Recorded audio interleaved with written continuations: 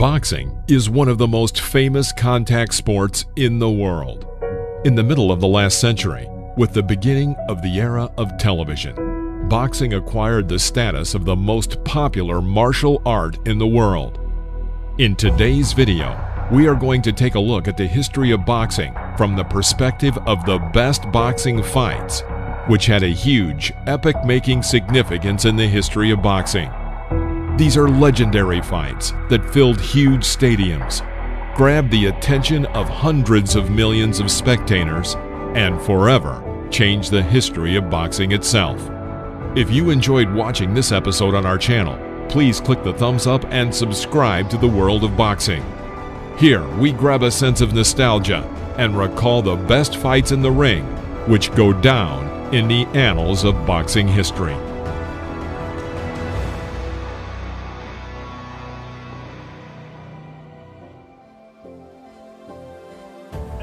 October 30th, 1974, a unique event for many reasons. The world super heavyweight champion, 25-year-old George Foreman, is defending 4 titles in the WBA and WBC in a duel against former world champion, the 32-year-old Muhammad Ali. In 1968, Foreman went to the Olympic Games in Mexico with an amateur record of 16 wins, 4 defeats, and left the tournament with a gold medal. In his 3.5 years as a professional, George achieved the status of a mandatory challenger. When his record stood at 37-0, with 34 knockouts, he went into the ring against Joe Frazier, who 2 years earlier had given Muhammad Ali his first defeat.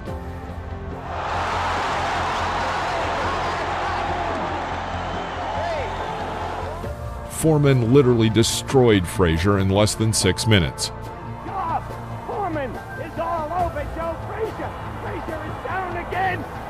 As for the challenger, Muhammad Ali did not waste time after losing to Frazier to start his way back to the top. He won 10 victories in 2 years, but then unexpectedly lost to Ken Norton in March of 1973. He went on to take revenge on Norton and then Frazier, who by that time had already lost his title in the fight with Foreman. Ali acquired the status of contender. The promoter of the fight was Don King, who promised the boxers $5 million each, but King's promise was empty because he didn't have that kind of money. Searching for options around the world brought King to the African continent, the city of Kinshasa, the capital of Zaire, a state that today bears the name of the Democratic Republic of Congo. The fight was scheduled for September 24th, but due to an injury Foreman received during training, the event was postponed to October 30th. And held at 4 a.m. African local time to meet the interests of the American audiences. At the time of the fight with Ali, Foreman had a series of 24 knockouts in a row. In the first round, Ali started as expected against such a worthy opponent, who could easily have made him his 25th knockout. Ali moved a lot and would strike suddenly. Being in danger in the second round, to the surprise of his trainer Angelo Dundee, Ali stopped dancing around Foreman and planted his feet firmly, spending a lot of time on the ropes. While not in the most favorable position, Ali only occasionally responded to blows, but when he did, he was very accurate. Foreman, the left eye, not the right eye. Oh, what a combination! There's the left clicking in the face of George Foreman. George Foreman backing Ali. In the third round, Ali, trying to move away from the ropes, found himself back against them on the other side of the ring. Big George almost very rarely attacked Ali's head. Instead, he inflicted quite a few heavy blows on the torso. Ali threw fewer blows, but when he did, they were very accurate. In this way, he attempted to pick up points by 2 good attacks at the end of the round.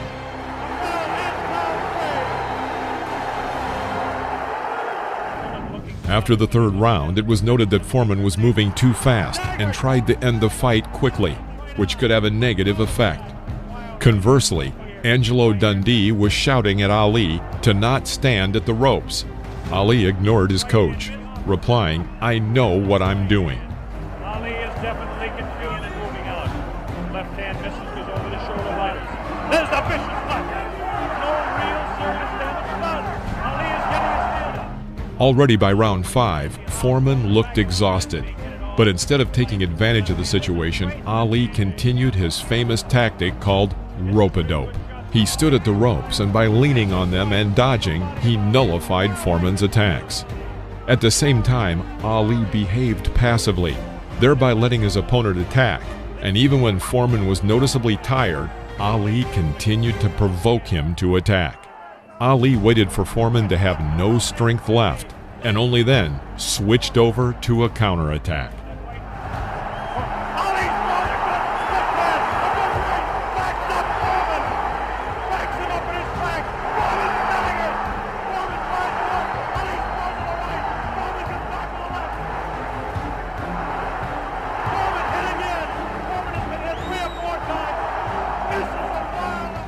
Before the fight, Ali, in every possible way, would provoke Big George.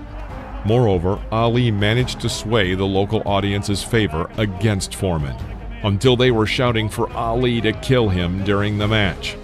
Without thinking about protection, George fiercely attacked, but he did it recklessly and spent a lot of energy in vain. By the 7th round, the attacks of Big George became rare and languid.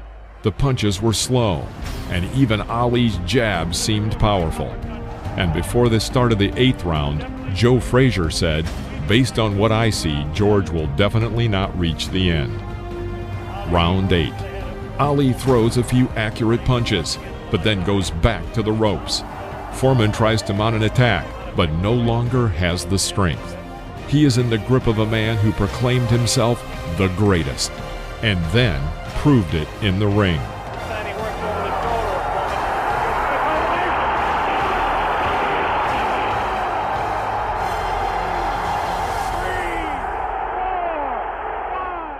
When asked about his tactics after the fight with Ali, George replied, "I was a moron today." At that time, Muhammad Ali was only the 2nd boxer in history after Floyd Patterson who managed to regain the title of super heavyweight world champion. Watch it, and that was no phantom. That was no phantom punch. That was no phantom punch, and he's down and out. September 23, 1952, Philadelphia, Pennsylvania, USA. 29-year-old heavyweight Rocky Marciano earned the right to fight for the world title. At the time, the holder of the title was 38-year-old Jersey Joe Walcott, who in July 1951 took away the belt from Ezzard Charles. This fight at the time was the largest in terms of broadcasts, as it could be watched in 49 cinemas in 31 cities of the USA. Although Marciano was a contender, he went to the fight as a favorite with a slight advantage.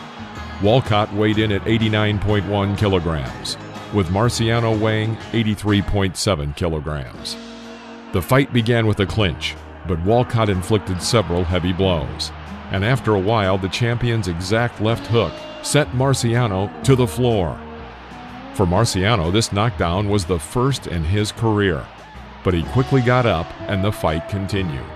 It's worth noting that at the time there was no count rule for knockdowns, and the referees at the time could immediately give a signal to continue the fight, even if the boxer was down for a while. Despite this start of the fight, the second half of the round, Marciano was able to counter some of Walcott's attacks.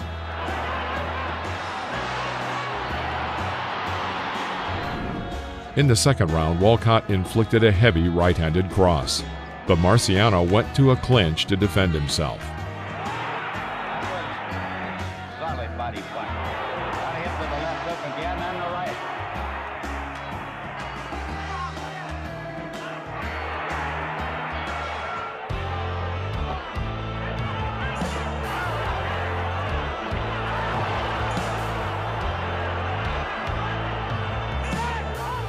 The third round, the boxers finished with a hard-hitting exchange.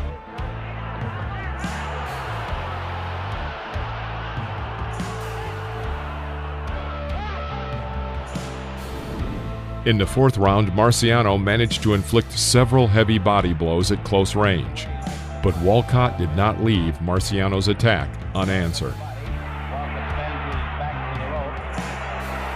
Pretty stationary for In the 6th round, as with previous ones, Marciano began on the offense and managed to make a good attack. But Walcott responded quickly.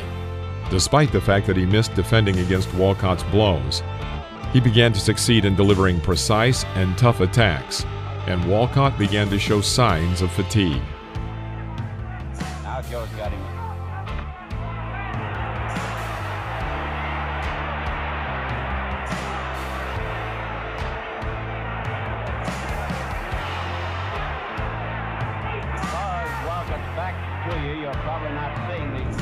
Walcott did not come out in the 7th round as vigorously as he did in the previous one, and in this round he tried to work the jab to keep Marciano at a distance, and it worked out well for him, as Marciano couldn't find his target as successfully as before.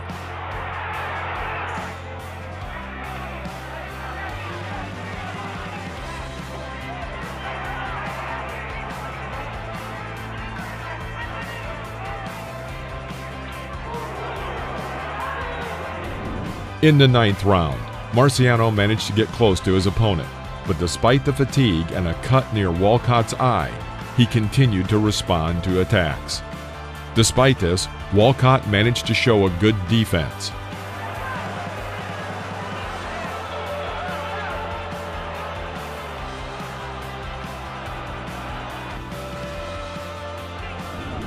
In the 10th round, the situation changed again. Marciano's strikes started to hit their target, and Walcott's activity fell rapidly, as he often stagnated at the ropes, and he counterattacked less often, thereby provoking Rocky to increase the pressure.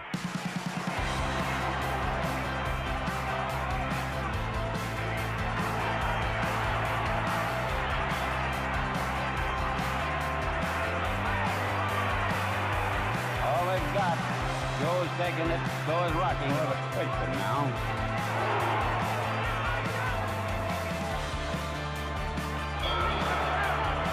Marciano lands a solid right at the 10th round end. The 10th round turned out to be very active on the part of Marciano, but in the 11th round, he noticeably slowed down, allowing Walcott to deliver several dangerous blows, including a strong left hook.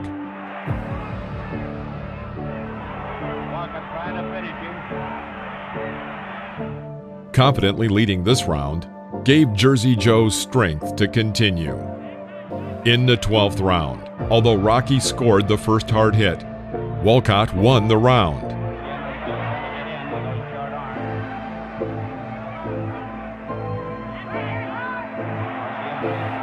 Bleeding again a bit, and that cut opened up a little. Big mouse under Marciano's eye. With 3 rounds remaining, Jersey Joe looked more confident than Marciano. The 13th round began as all the previous ones, but ended in a completely different way. Marciano, avoiding Walcott's strikes, pursued him and actively attacks. Walcott prepared to retaliate. However, Rocky delivers a fast blow. Walcott crouches on the ropes and then falls face down on the canvas, remaining in this position until the referee had finished the countdown. At that time, Jersey Joe Walcott was leading in all 3 cards of the judges, and to maintain the title, he just needed to carefully finish the fight to the end. That's how Rocky Marciano first made a name for himself in boxing history. That's how he began his championship path and ended up becoming our first choice for super heavyweights who finished their career without suffering a single defeat in the professional ring. His first fight with Walcott received the title Fight of the Year, and the final round of the fight was called the Round of the Year. After 8 months, these boxers met again, and Rocky Marciano won again by knockout, but this time in the first round.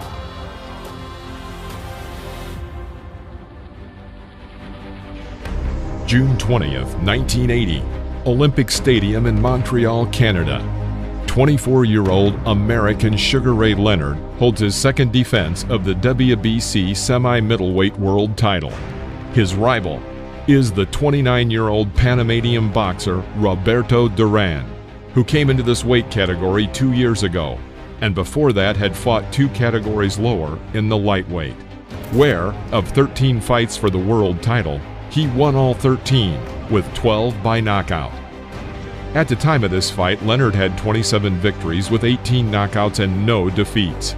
Duran's total record was 71 victories, 56 knockouts, and 1 defeat on points, in which he later had a rematch and knocked out the opponent.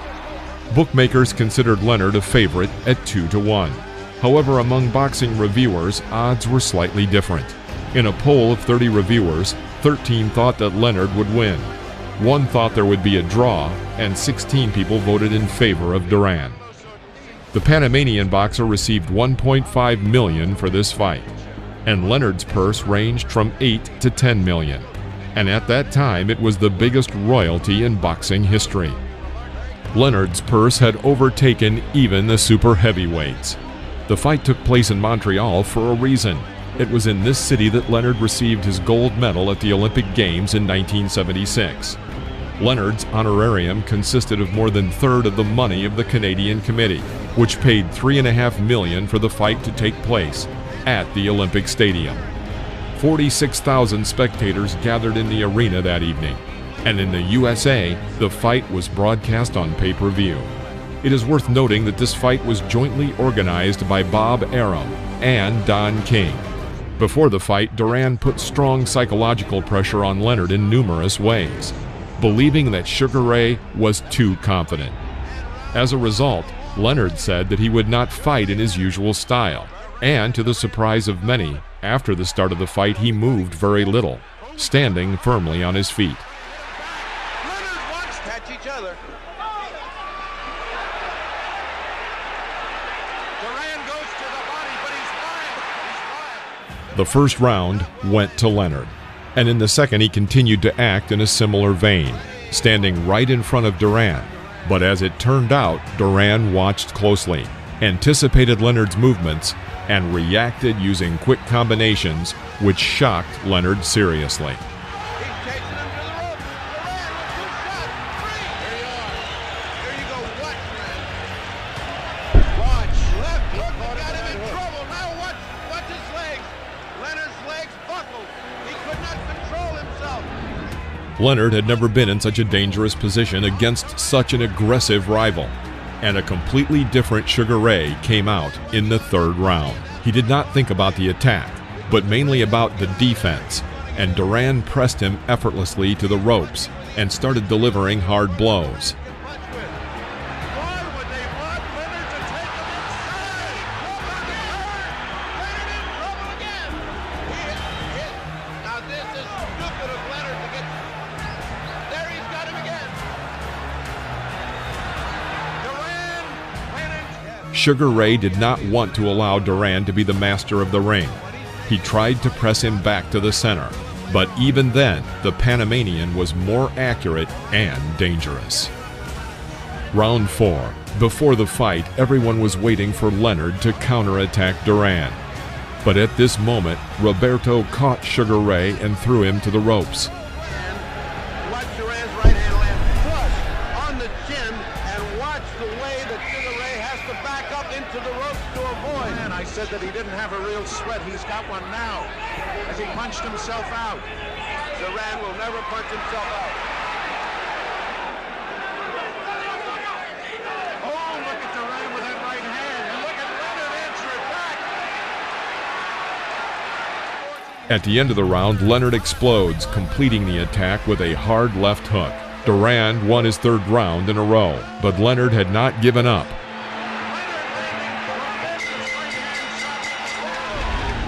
In round 5, Sugar Ray starts with a hard left hook. Then the boxers exchange blows at close range.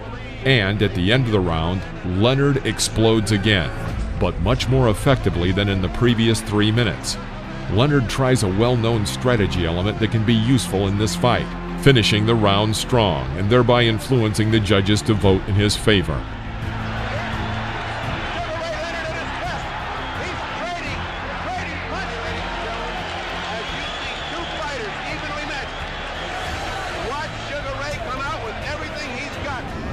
The next round, Sugar Ray starts again with a left hook. Then Duran pushes him to the ropes, but Roberto doesn't get much and Leonard counterattacks well.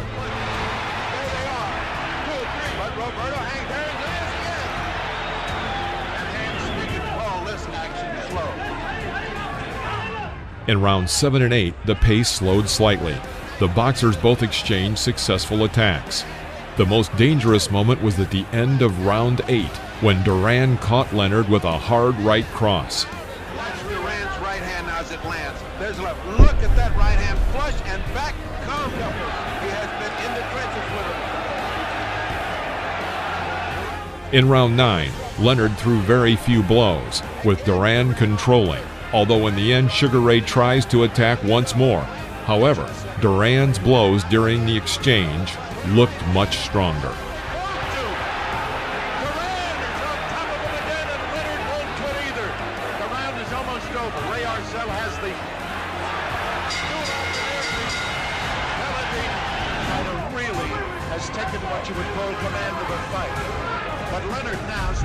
Round 10 turned out to be close, but followed the same pattern, ending with a strong exchange of blows. This time, Leonard looks better.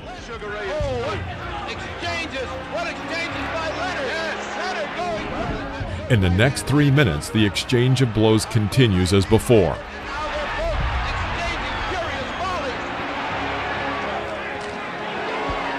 Short punches now by Leonard, trying to take him with a right without the authority that he had in the other rounds. He slowed down. Oh, Leonard meeting the tattoo, but Duran's throwing. Look at Leonard right back, and Duran. Reaches in this crowd. Duran punched so slowly, but he's been punching so hard. They're both exhausted. Here goes 15. Leonard coming back with a flurry of Duran answer. In round 12, the fighters were more calm, clearly recovering from the previous round. However, there were still a few exchanges of blows. In general, it was difficult to assess who won the round, and it was becoming harder to say who would win the fight. Snapping it the way he did earlier. But you can't tell. You never can tell with Roberto. Leonard now hit him a little bit low. And the bell. 12th round. Round 13, Duran lands a powerful left hook.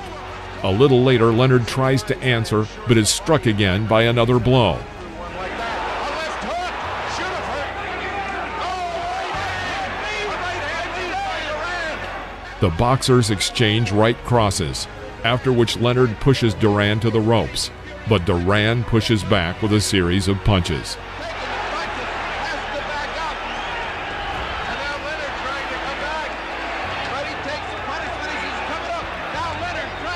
In the last 30 seconds of the round, the boxers engage in one of the most furious exchanges of the fight. Neither man has been hurt.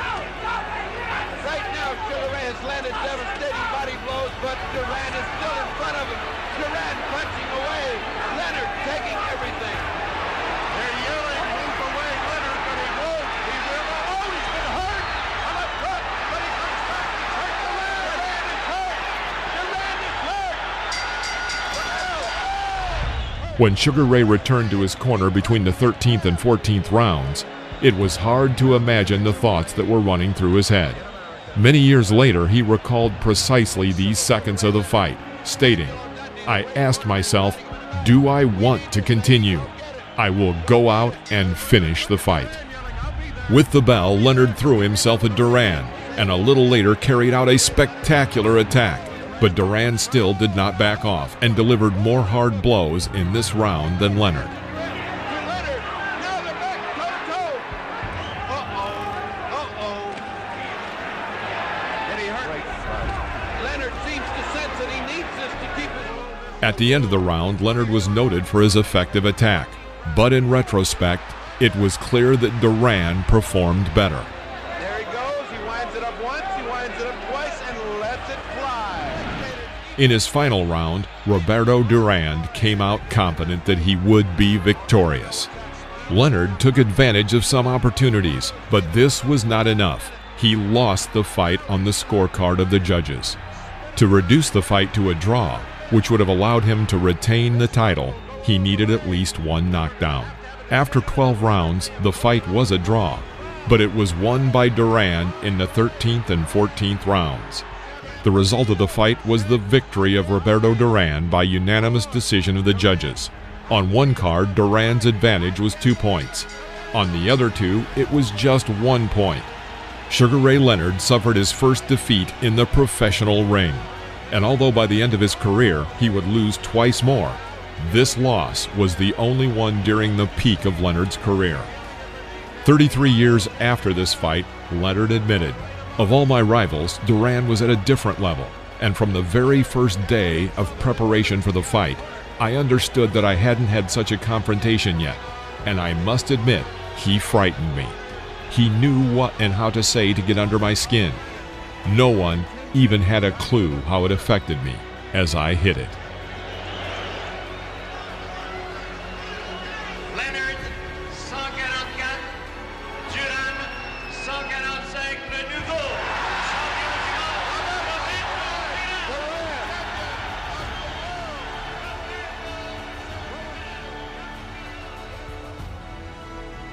Thank you for watching this video. If you liked it, please press the like button, subscribe to the channel, and stay tuned for new episodes about the great legends of the past.